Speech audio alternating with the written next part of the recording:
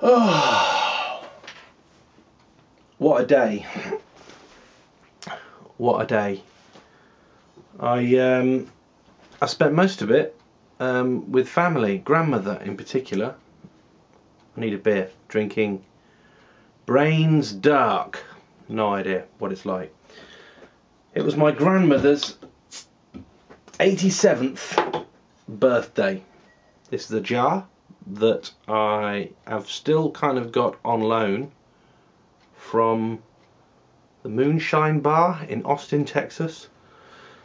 I think because they're jars, they're kind of recyclable and available for collection. I blame Sarah Vella, who told me to take it as a souvenir. Nevertheless, it is perfect right now for toasting my grandmother's good health. Ophelia, my grandmother, 87 years old today. Happy birthday to you. You have no idea how good that tastes right now. What can I say? My grandmother is the person I've known longer than anybody in my life. Got quite a complicated family history, story. And I've known her longer than anybody. Longer than my mother. She's no longer sadly here. Longer than anybody. And she's kind of the Don. She's the godfatheress. Not the godmother, that sounds wrong. But in an Italian way, she is Italian. She's always headed the family. Even though she's not necessarily fully in control of her faculties at the moment due to creeping Alzheimer's, getting ever so slightly bad. But today, wow, today was just wonderful. Bought her a dress for a present, and it's exactly what she wanted. And I can't begin to tell you how difficult my grandmother is to buy for. She wants for nothing. She has nothing. She wants for nothing. And just so happened to find something that she did actually need and want right now. And she loved it, and she was over the moon.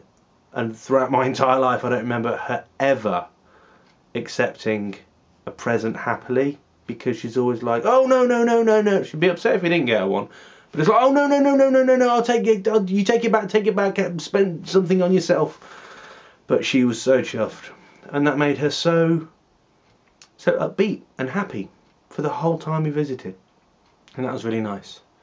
So I went out and bought some special foodstuffs, some lovely Italian stuff, some lovely other stuff, just some picky food and a cake, and we had a wonderful lunch.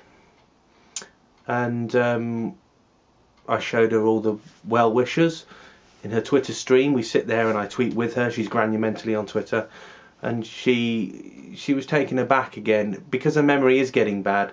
You know, we go over old conversations and she kind of forgets that she's had them, and she says this is just all still amazing.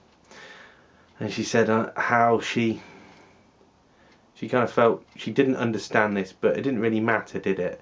She'd say, have you spoke to your brother recently? No, not in a few days. Well, talk to him on the internet. So she understands, but she doesn't understand. She doesn't want to understand the working. Just like she's probably never understand how a telephone actually works, but she's amazed at the magic of the internet, as she calls it. And it is wonderful, especially when you've got people like Fireman Rich sending audio messages and calling her mom, and she's like, he called me mom. in that kind of New York way. She loved that. She loved receiving a message from across the seas in what to her is kind of like record time, recorded in audio, listening to the person's voice via audio boo.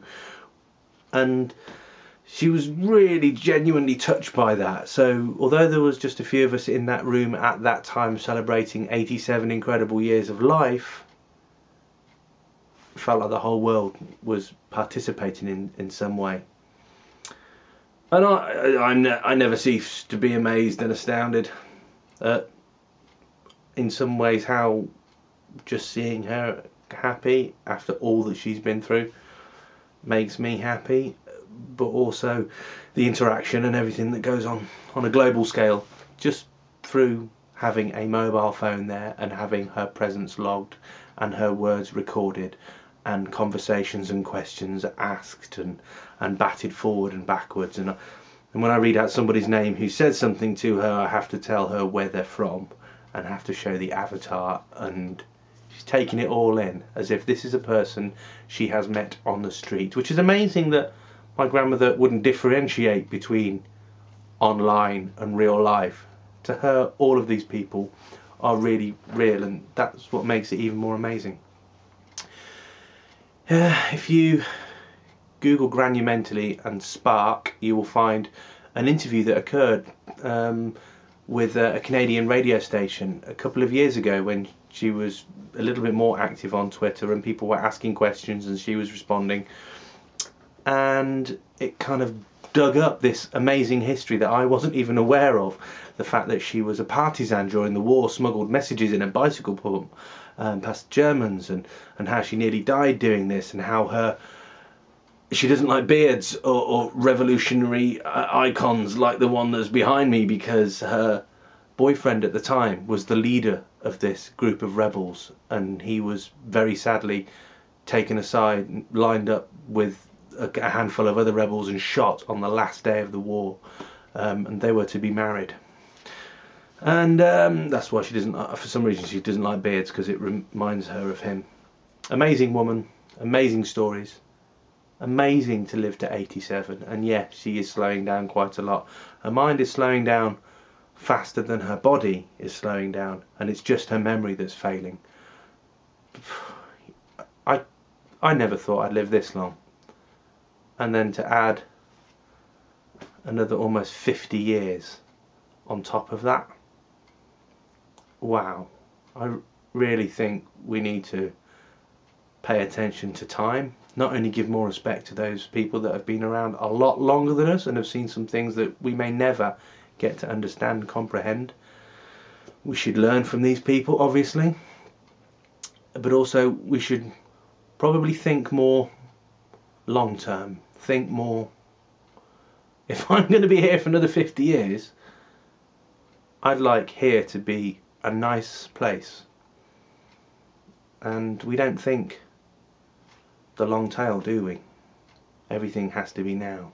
I know all we have, in a kind of Buddhist sense, is now, but it would be nice that if we did everything right and good and authentic and ethical, maybe now, we'd be setting things up to automatically be good in the future.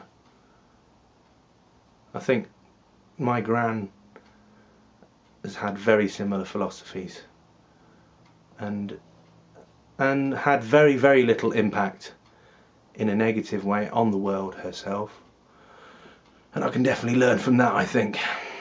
So once more, happy birthday to my grandmother Ophelia, 87 today.